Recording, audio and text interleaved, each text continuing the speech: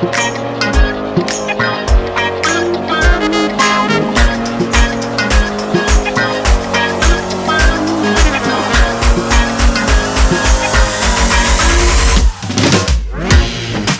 everybody to today's episode of Incremental Progress, a show dedicated to business owners and entrepreneurs who want to make a measurable step forward in their business or in their life every week. We run this show at 11:45 Mountain Standard Time on Wednesdays. If you'd like to be notified when these things come on, you can tap on this live stream and you can follow me, and you can also turn on notifications of my live streams. We post them ahead of time so that you can get a sense of what topic we're going to cover and whether or not you want to attend each week. So with that in mind, welcome to the show. Thank you for joining us. Today we're going to talk about why you're not rich because you don't actually want money. Okay? That's a pretty narrow topic. That's one of the things we're going to discuss today. That implies really the concept that I want to cover, which is why people set goals and don't end up achieving them.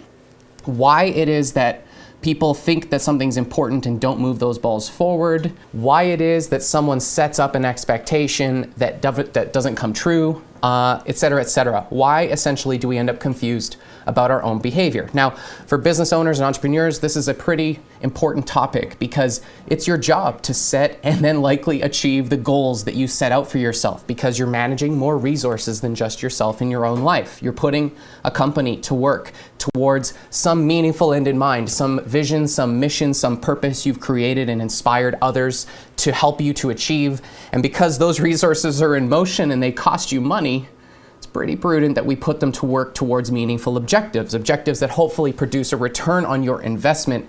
And that, therefore, is the pickle. What is a return on investment to you? Hopefully that is enough for you to want to stick around. That is the topic we're covering.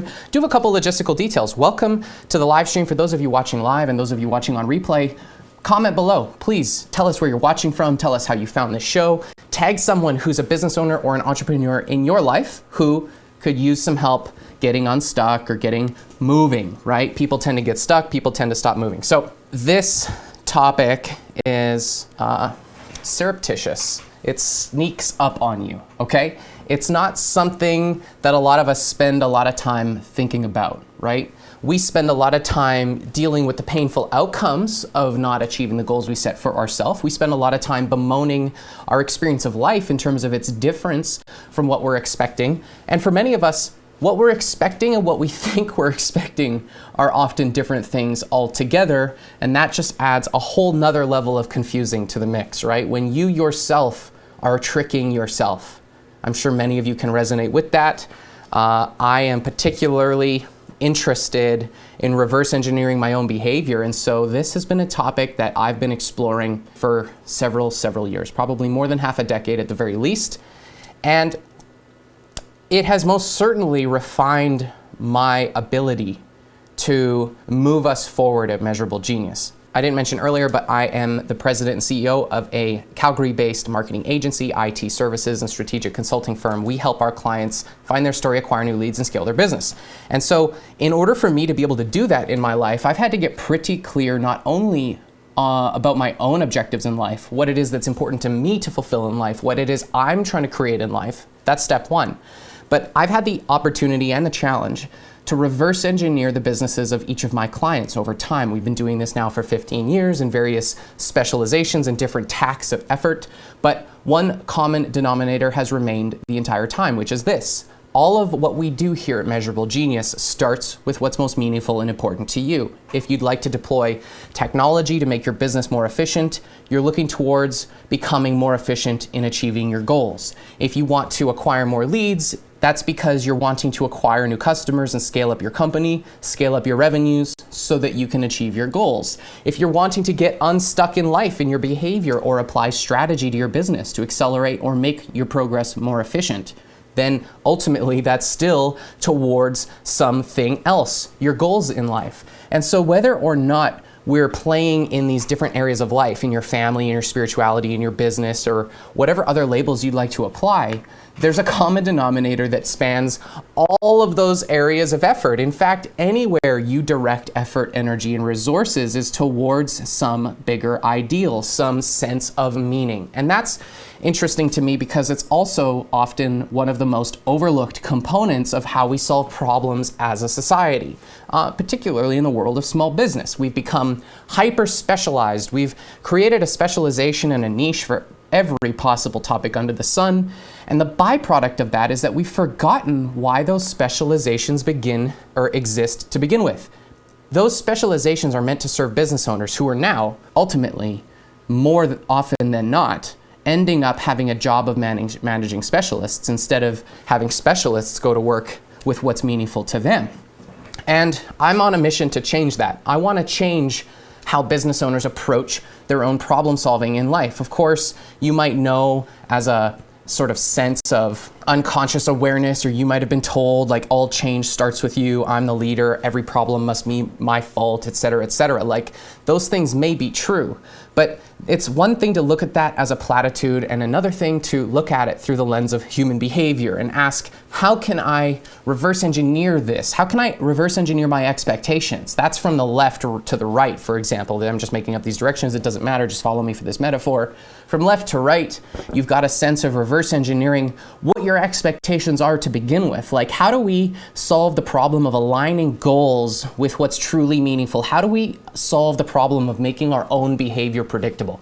That's this way. And then how do we look into our life? How do we look at our results? And how do we create a vision and actually put material resources to work to achieve that and reverse engineer our results and determine how to move forward more powerfully next time? There's different sides to this system, and we have to lend our attention to both, right? Business owners have become preoccupied, infatuated with the idealism that someone out there is going to rescue them. Some specialist is going to come and lead you to your saving grace. There's going to be finally that one great leader, that operator, that thing or that person that transcends all the challenges you've been facing, and then life will become different one day. It's like there's going to be an event and then something different will happen. And I ask you, what would that different thing be exactly? Actually doing the work is easy, okay? Once you know how to build a house, building a house isn't hard. I mean, in its most fundamental units of effort, you're gonna do your best. I mean, you should always do your best, but maybe you set up your foundation and you square it, you pour some concrete, you build in the framing, you bring in the wiring and the electrical, you bring in the plumbing, the soft fixtures, you put in the appliances. Like, give me a break, you guys. Once you know what to do, the work is easy. It's always figuring out what to do. That's the problem. It's always deciding what to do. And before deciding, it's about realizing it needs to be done. And in order to realize it, your attention has to witness it. And if your attention is being impacted by blind spots that are created by your subconscious, fair to say that you're not really in command, because you're only being presented with options and opportunities that are being run by your unconscious programming, which has essentially been believing whatever stories you've been telling it, whatever data you've exposed it to, or whatever evidence you found in your life.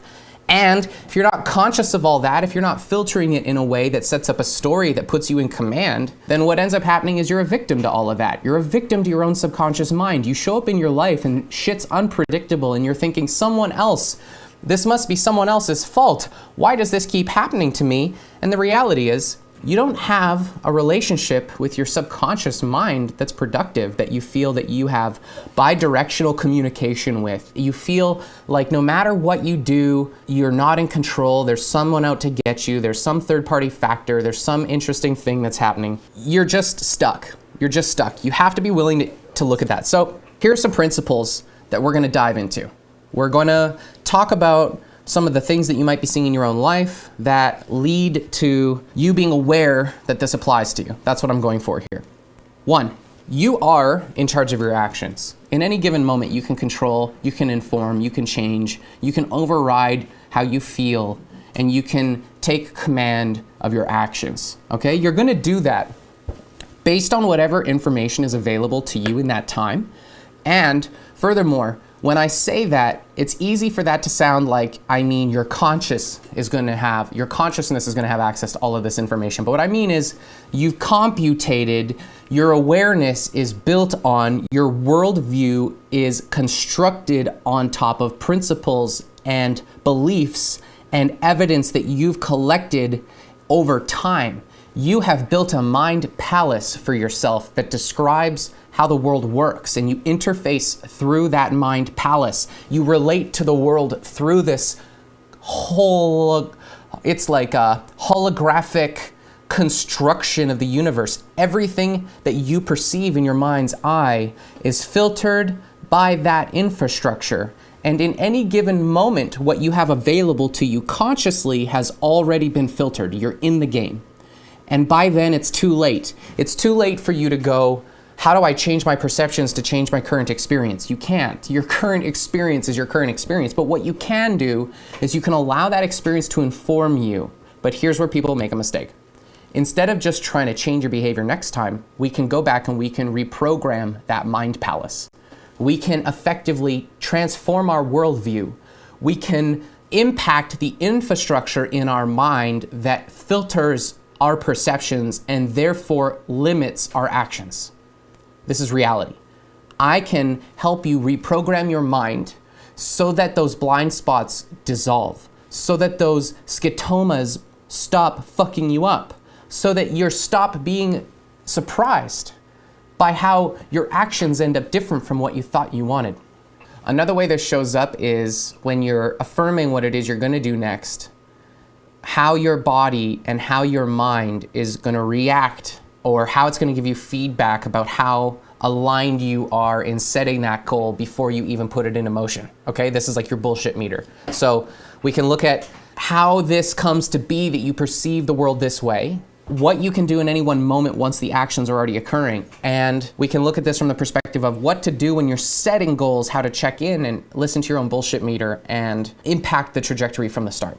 All of this is very intellectual. All of this is something that will require specificity and accuracy of mind. This is going to demand that you are willing to make choices and to choose and to set intentions for your future, because the longer forward we can see in time and space, the better we are able to work out the details and present data to the subconscious mind, which it will believe is true. In order to make all of this happen, we're going to have to do all that work and then communicate it to the subconscious. And for the sake of this live stream, I'm going to define the subconscious as your body, quite literally your feelings. And so therefore, we're going to distinguish between what it means to simply affirm fantasies in the mind and what it means to affirm truly authentic congruent goals to the mind, and what the difference is in terms of your subconscious accepting that information and affirmation so that you have a probability of it becoming programmed into that mind palace, and then therefore you have an opportunity to perceive it in your world. As you can see, the job of a business owner starts much further back from practical than you may imagine. It really starts with what the mind can see and believe. Just like Napoleon Hill once said, the foundation of all human progress is built in the mind's eye. If the vision is clear and communicable to the subconscious in a way that it computates it as probable to achieve in alignment with what's important and meaningful that your behavior demonstrates is true, your probability of achieving those goals is astronomically higher than if you're trying to do something that someone else has told you to do that you don't feel and believe is meaningful to you. And at the end of the day, as a business owner, if you prioritize your effort and you focus on this one thing, you might get less work done, but you'll stop making so many mistakes, and you'll be on track, and you'll keep your momentum moving in a direction that's consistent. And over time, through incremental progress, you'll have significantly compounding, exponentially punctuated results in your life if you apply these principles. So we've got a clip that supports what it is we're discussing. We're going to run the clip about John. This is my mentor, John DeMartini. I had the opportunity to interview him on another show of mine called Livestream Live. It's a talk show in front of a live studio audience. We did that in April here in Calgary, and this is a clip where I ask him this question. What impact does affirmations have on the life of a business owner? How do we make this concept applicable? And he answered it this way. So we're going to watch him answer this question. Then we're going to dive into some things that you can actually do. I know this has maybe been a bit, I feel like I've covered a lot of stuff in a very short amount of time, and I'd like to make it practical. So let's listen to John, and then let's do a lesson. Napoleon Hill says that the subconscious is connected to infinite intelligence through the programming of the subconscious through repeated affirmation, which, to honor the guest, is like congruent affirmation, not fantasy affirmation, right? But let's say I've got a congruent, goal-orientated affirmation and a vision for my life there is a part where it's like I can have an impact on my psychology by repeating it. Like you're a fan of affirmations, it's part of your manifestation formula. Which part of the brain is discarding invalid computations, let's call it? And how can a business owner be prudent in the application of concepts like affirmation or meditation in programming their mind or programming their life?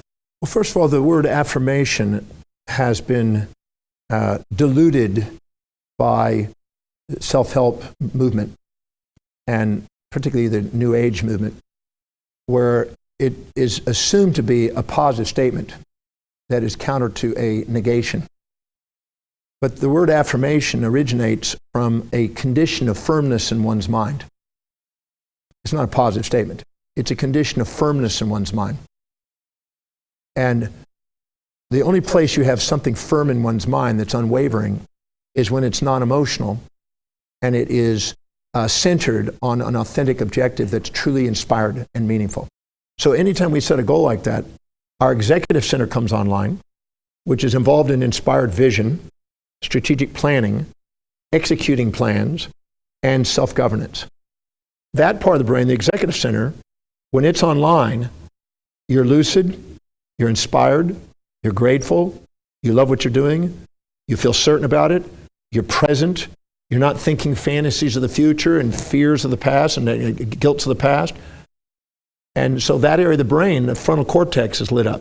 But when you're under setting a goal that's actually a fantasy, not a goal, but you have something that's got pleasures without pains, positives without negatives, supports without challenges, your bullshit meter has to go on to balance it. And it comes up with a response. And it goes into more primitive parts of the brain and fires off a beta firing in the brain that's cacophony. It's all disjointed. There's no phase locking in the brain. It's all disjointed. And it's letting you know that your self-doubt, your fear, your bullshit meter, all that goes off to let you know that you're not setting a real goal that's really congruent. You're setting up a fantasy in an imagination as a compensation for some fear of the past. And that's when you get the noise in the brain. And it's firing all over the place without any coherency, without any phase locking, without any focus. So if you have to ask the question whether a goal is a goal, it's not a goal. You don't ask the question. When you know it's truly congruent, there's a confirmation of certainty and presence, and you see it in your mind's eye, and you feel it's impossible for you not to fulfill it because it's already done right now in front of you. You see it, and then you act.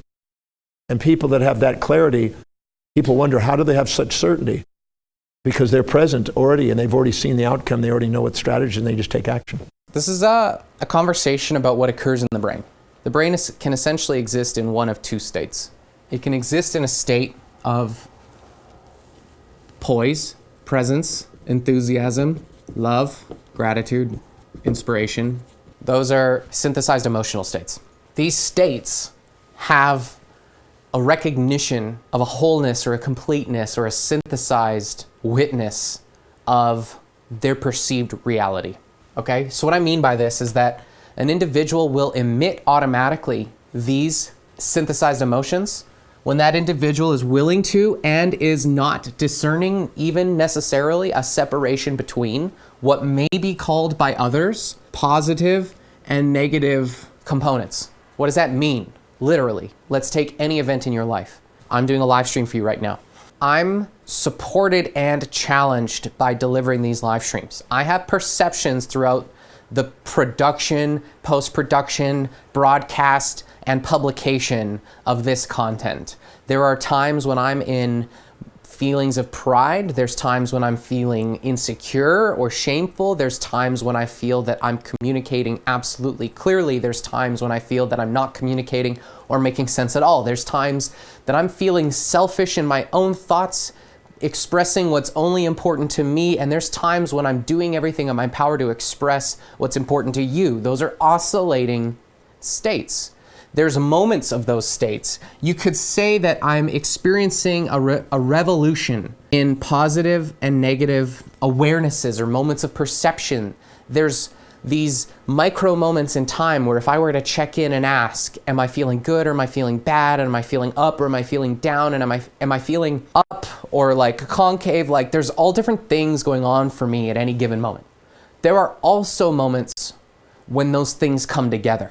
There are also moments when I would neither label the experience as good nor bad, right nor wrong, prideful or shameful, for you or for me. There's moments where I'm in what some people call flow. There's moments where I'm feeling love and gratitude. There's moments where I wouldn't change anything in the world. I would simply be witness and present to the experience unfolding ahead of me. And in those moments, I would say that the mind is balanced. Let's start with how it is you might go about fixing the problem you have of setting goals that don't come true. There's two types of goals. A goal set from a place of these synthesized emotions or beliefs, or a goal built on a perception or a longing for a one-sided state. You can set a goal in a positive or a negative perspective, or you can set a goal from a synthesized perspective. That's variable number one. Here's why you would set a goal according to a positive or negative perspective as opposed to a synthesized one.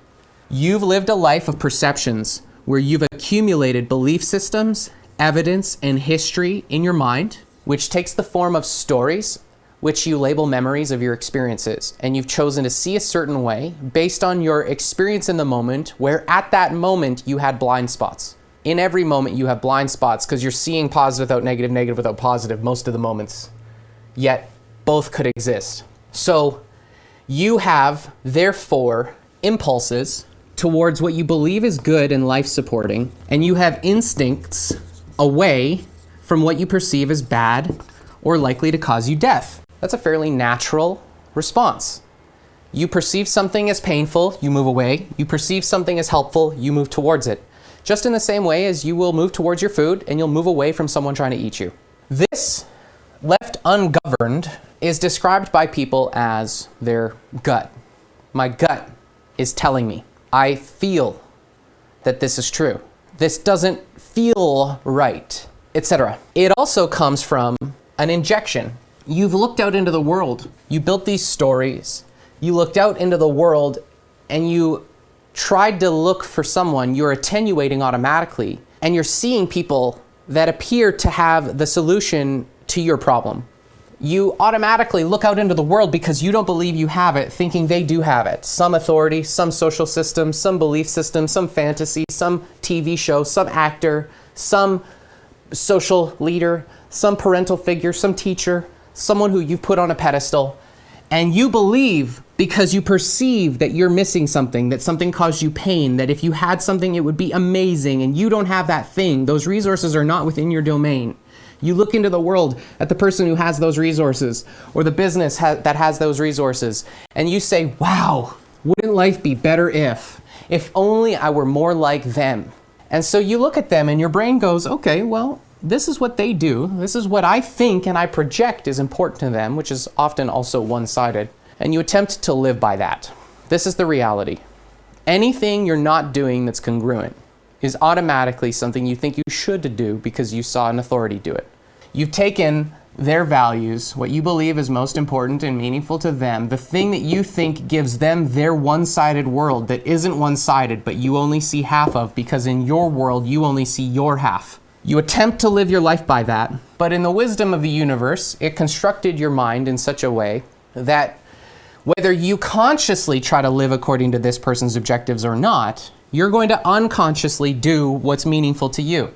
So you're going to try to live by their values, but you're automatically going to live by your real values. And then you're going to say, how come I'm such a fuck up? How come I didn't do that thing I promised?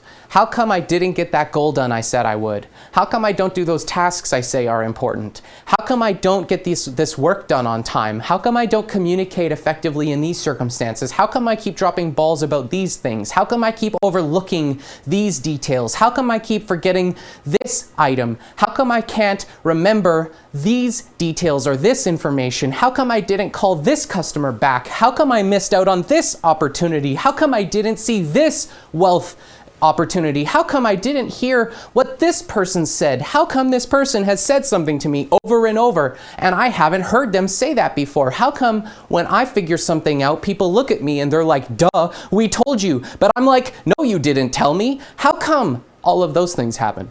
Ever wonder? Must be you. Must be you're the fuck up. What else could it be except you're the only person failing to change their behavior? Well, here's the thing. You're not the only person failing to change their behavior. In fact, the irony is that everyone thinks that they're the failure because they didn't change their behavior. And we've got this case of we all have a bucket and we're all standing in a circle, and we all took our buckets and handed them one person to the right. And so here, I've got some people in the studio, Stephen and Warren, and I took my bucket and gave it to Warren. Warren took his bucket and gave it to Stephen. Stephen took his bucket and gave it to me. And now we're all trying to live our separate bucket lives with each other's buckets. But my bucket isn't suited for Warren, and Warren's bucket isn't suited for Stephen, and Stephen's bucket isn't suited for me, but we're in a collective delusion. And we're all locked into it to the degree that we all pass our buckets at the same time. It's a weird thing that happens, is in most dynamics, we end up taking what's actually important and meaningful to us and projecting those expectations onto someone else while simultaneously receiving the projected expression of an authority figure. So this could look like this. The business owner's delusional, so they project their values onto someone else, constantly frustrated because that person they've projected their values onto doesn't live according to their values, doesn't do it as well as they ever could.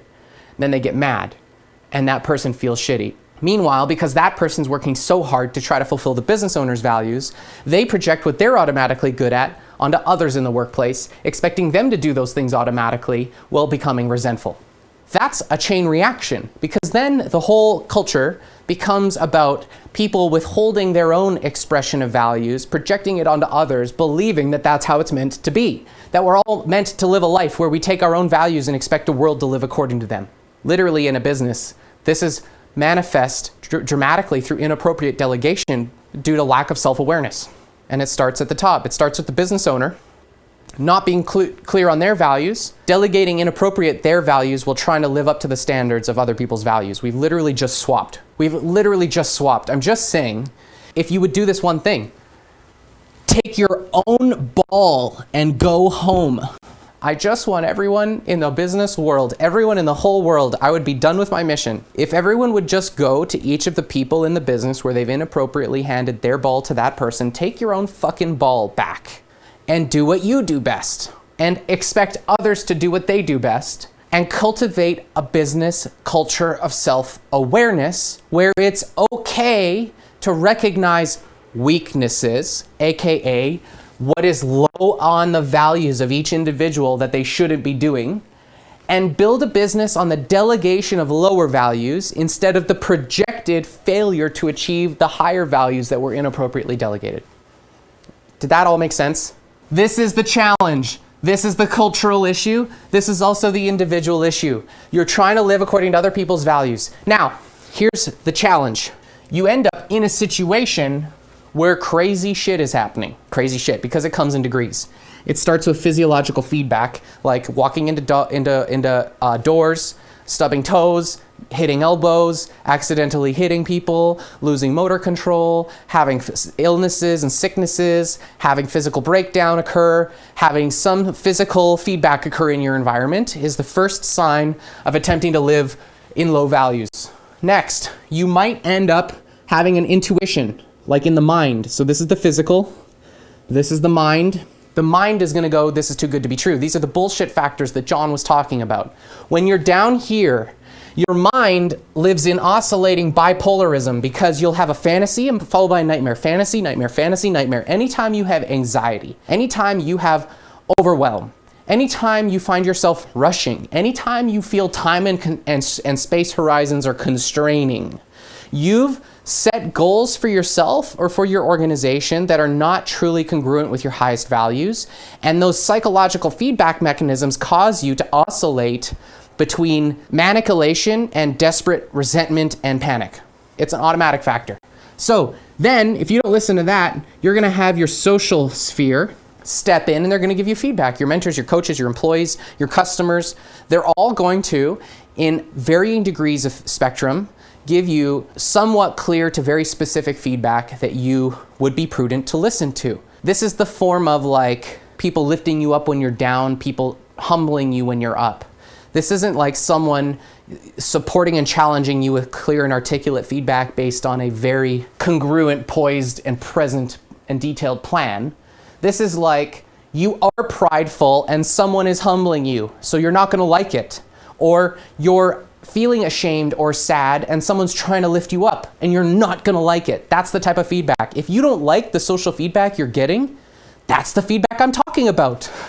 You need to fucking listen, okay? Because here's what happens. If you don't listen to that feedback and you keep your hubris, or you stay shame, if you just get worse and worse, if you continue to allow that to happen, the universe will kick in, theology will occur, which basically just means systems outside of what we understand, and some traumatic cataclysmic event is going to occur in your life.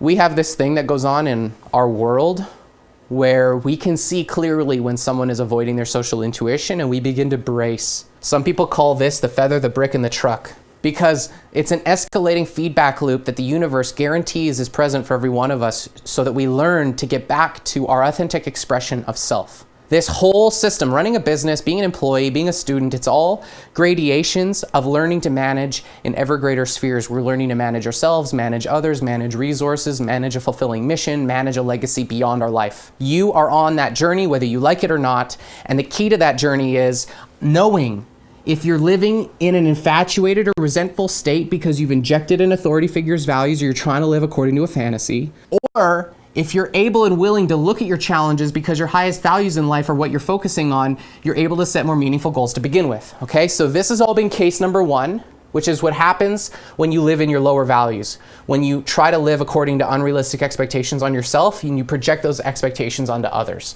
The other way to approach this is to simply reverse engineer the results you have experienced so that you can identify your values. Okay, so you have lived your life according to this hierarchy of values. It has filtered automatically your perceptions in life. Therefore, you've been able to take actions or reactions only based on this information that was filtered by these perceptions, okay?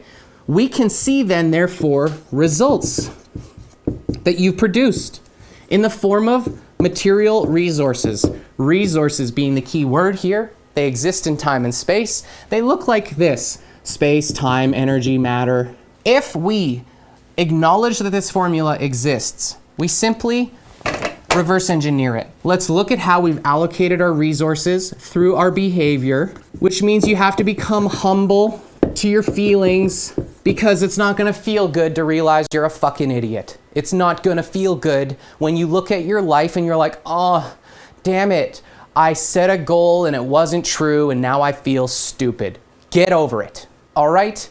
Like, just let the fuck go and look objectively at what your resources demonstrate, the things you've actually created, the things you've actually done, the things that have manifest real evidence. Stuff occurs in your reality and you can see it materially. There is evidence that these things exist. It's not the crap you talk about every day that doesn't exist. It's not the crappy vision that isn't real and meaningful for you that doesn't exist. It's not the goals you've been setting for years that never come true that don't fucking exist. It's not the gym calendar you don't follow that doesn't exist. It's what exists because your behavior demonstrated it. You've done a real thing in life. That's it. Acknowledge that that's what's important to you. Then ask the following question. What does this demonstrate in terms of a pattern? Because some of these things concentrate into a list of very few and very simple things. You've spent a long time believing your life is complicated. You've spent a long time believing that people just don't get you and you're fucking special. That your life is some magical mystery unicorn that's different from everyone else's life. That for some reason your hero's journey is unique from every other hero. And it isn't. Your journey is to honor and love and appreciate yourself, according to what you actually demonstrate is meaningful, and align your actions to that by loving yourself, so that therefore you can go and do crap with it. So identify this pattern. You're gonna find probably business is in here. If you're watching this, that's no doubt. And then there's gonna be like 3 things that are actually also in there. For some of you, it might be adventuring. For some of you, it might be family. For some of you, it might be sports or a certain activity. For some of you, it might be social entertaining. It might be connecting with friends. It might be beauty and clothing, an expression of physical being. It might be all types of crap, okay? It'll be unique to you. And then we can ask, what perceptions formed those beliefs? What specific stories did I experience and tell myself, or was I told through my history of life from 0 to now? Because this is the space on the left side of this equation here that is ultimately the greatest constraint on your ability to achieve your goals. If you talk to any of the world's most successful people in life and you ask them, Mr. Mentor, what do I do in order to make the most meaningful progress in achieving my dreams? Every single one of them, without a doubt, is going to tell you that you must prioritize. You must focus your time and attention and every other resource only on those activities which will produce the most meaningfully progressive results. They will tell you that. In order to transform and to have an impact on the clarity, specificity, and refinement of these values, so that you can take high priority and productive actions against them, then you must have a system by which you can change the filtering mechanism that restricts what information is available to you to begin with. This is where you have an opportunity to program your life. You just don't have an opportunity to do it in the moment, probably, because you're going to be super emotional. Like, that's the thing. You need to actually take something that you're trying to do as 1 step and make it 2 steps. Here's how most people operate. They ignore the first half of this equation because they don't like to be prepared. They become a victim to their own values because they're projecting expectations on themselves and then not living up to those expectations. And so then therefore, because of that story, they're a victim to themselves, which doesn't make any sense, but let's run with it. And then they end up having an experience in life, which is the result of all of that stuff. And then in that experience, they're like, God damn it, I wish I could change my life. And for many of you, you believe that this is the moment. You believe this is the moment where the change happens. You're just like, if only next time I could recognize, then I could be different next time, and then this won't happen next time. Fair? That's what most people think. You think you're the screw up, so therefore you think the solution is to fix you. Here's what I'm saying. This is an opportunity for you to identify, was I living according to my highest value, or was I living according to lower values? Based on where I'm at right now and my awareness of what's most meaningful and important to me, what would I preferred to have occurred? What's the difference between what I preferred to occur and what did happen? What did I miss in terms of information? What did I lack in specificity? What detail did I leave out? What vision did I leave unclear? And or what must I believe about myself for this to occur? Or what story must be present for me to have made this specific situation manifest? Or what specific story have I been running which has created the blind spot that drove this mistake? And what evidence can I go back in my life and collect to offset or somehow transform this story of identity, transform my identity in a meaningful way, subconsciously reprogram this perception of story in my history so that therefore next time my perceptions are different, this filter is therefore different, which means my action will therefore be different, so therefore my results will be different. And this one thing all of you are trying to do, which is catch yourself here, you don't fucking have to. Because guess what? What you did do was perfect based on what your subconscious and your true genius demonstrated through your behavior knows was the right thing to do. And I believe your behavior. I believe your behavior more than your feelings. I believe your behavior more than your bullshit interpretation. I believe your behavior more than I believe what you think should have been different. I believe your behavior more than any story you could possibly tell me, and I don't believe you actually understand your behavior if it's happened to you more than once, in spite of whether or not you believe you understand your behavior or not. And most certainly, I don't believe that you actually know what the solution is, even though you're addicted to one and you're so sure about it, because I'm pretty certain you don't understand what story drove this whole thing to begin with. And I don't think any of that, because most people will not engineer one step back, much less 5. However many, doesn't matter how many. What lesson can we take away? 1, here's your homework. Go to drdemartini.com/values and do this exercise once a quarter. Do a value determination process once a quarter so that you are attenuating, aware of, and conscious of, and have a language for, and have begun the practice of reverse engineering what's truly most important to you so that you have a higher probability of setting goals that are congruent with that. Step 1, do your values. Step 2, begin to consciously scrap and cancel goals, tasks, progress items, delegations, etc.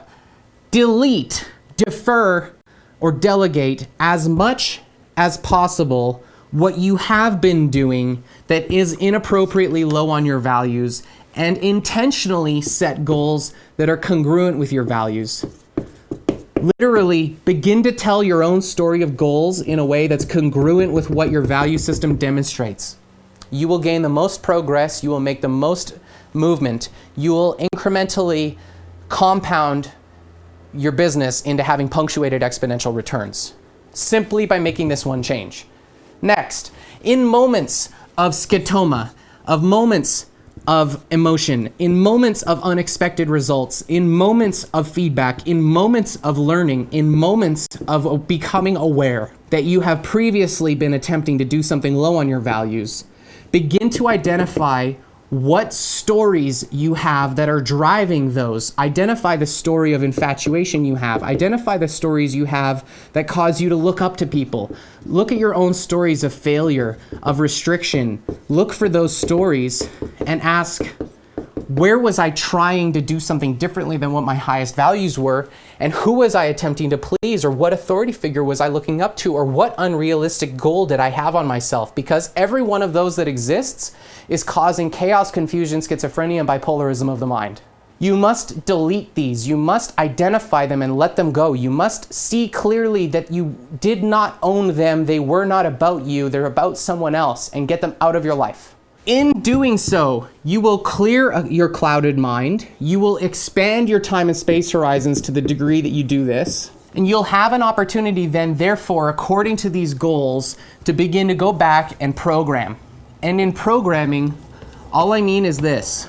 These stories at this stage are running 24/7.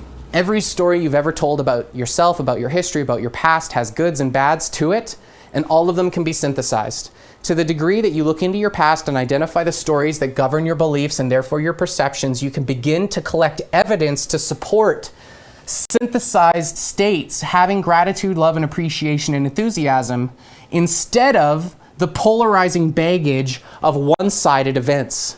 And in doing so, you can therefore become more clear and more refined in stories about your future that are congruent with your values, and therefore cause you to automatically attenuate to that.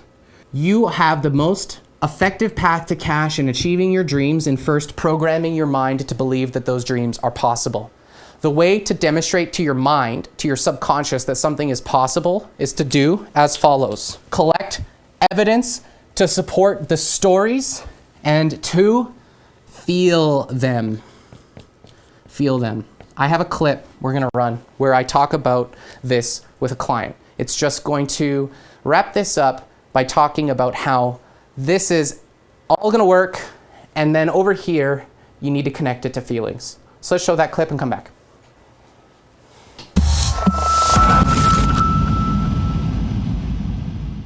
Affirmations are just affirmations. It's a different thing to say an affirmation. It's another thing to have an appreciation for the idea that every time we state an affirmation, there's a feeling that goes with it. So if I were to say, for example, we are wealthy, abundant, and cash flow is coming, and all of us are preparing for wealth. Holding on to that vision, where do the feelings emerge? Because mine shows up here. It causes me to want to widen my shoulders. I have tingling in my cheeks. And that's the feeling that we can attach to, and by holding on to that feeling, we can magnetize different results, and as if they're present. Programming the body to feel the feeling of being who we say we want to be. So that's been a huge game changer for us. Is like, how do we not just like try to convince our mind, but it's like hold the vision or the feeling and then bring it into the body and then be in that new feeling, because so many of us spend so much time being in anxiety and being in stress. So that's cool. All right, so I feel like we covered a curriculum in an hour. There's a lot of meat on the whiteboard today. And I hope I have expanded your mind a little bit on today's episode. Ultimately, I know that if I can transform your sense of story, your actions will automatically change. And so here's my request for you. Scroll to the moment in the video where there was something particularly meaningful or impactful to you, an awareness that you had, something you learned, a particular message that transformed a feeling in your body. It caused you to witness a potential you hadn't seen before, or it opened your mind to a possibility that didn't previously exist. In those moments where new information and new data transforms our sense of what's possible, our mind ends up expanding. Our mind, to the degree that we set and achieve meaningful goals, expands in its capacity to help us move forward in basically coloring, painting, and flavoring those visions with ever greater levels and degrees of refinement. We have an opportunity as creators on planet Earth to do just about anything we set our minds to. If we can manage our resources in order to bring it into existence, it can happen. It's just a matter of seeing the resources you have at your disposal, organizing them in a way that moves them towards something meaningful. And I think that to the degree each of us comes to become aware of what is most meaningful, we're automatically destined towards doing something greater than we could ever have done without doing this investigation. And so looking deeply within ourselves is a starting point many business owners jump right past. We make it about a product, we make it about a service, or worse, we allow our egos to create some sense that this will fulfill a void within us that is really not fillable by anything except that content which brings us joy in any one moment, right? We can experience inspiration and gratitude and love if we choose to see what's in front of us, our current life experience as serving us. And we can collect evidence consciously or unconsciously for just about anything we'd like to make firm in our own mind. And so I encourage you to take command of this process. Take command of the affirmations and the stories that you repeat to yourself most frequently. Begin to collect evidence for that which you find most meaningful and for those areas of life where you've undersold yourself and your potential. Look for the resources that you've previously left unrecognized so that you can bring them under management and put them to ever greater use. Nothing, in fact, is missing from your life. You can find it. It's just in a form you haven't yet recognized, and so you must be willing to be disciplined in widening your perspective by asking higher quality questions which will determine the quality of your life. My mission is to help you find your story, acquire new leads, and scale your business, and I hope that on this show you've learned something that will move the needle forward for you in a measurable and incremental way. Every Wednesday at 11:45 Mountain on my Facebook page, this show is going to help you move your business forward so that you can make a bigger difference in life and in your business and in your mission. And so I invite you to come back and learn more. With that in mind, from the Measurable Genius Broadcasting Studio here in Calgary, Alberta, my name is Alexander Ford, and I'm grateful to have you with us. Thank you for your attention, and I'll see you guys next week.